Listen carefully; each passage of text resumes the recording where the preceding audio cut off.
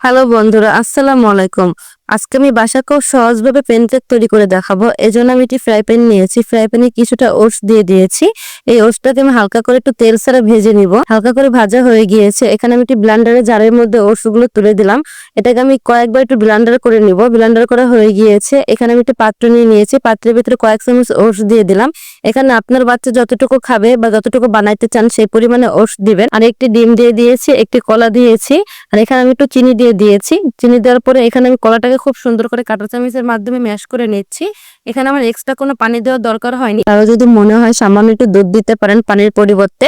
তো আমার সমস্ত মিশ্রণটি খুব সুন্দর করে মেশানো হয়ে গিয়েছে। এখানে আমি একটু ফ্রাই প্যানে সামান্য একটু ঘি ব্রাশ করে নিয়েছিলাম।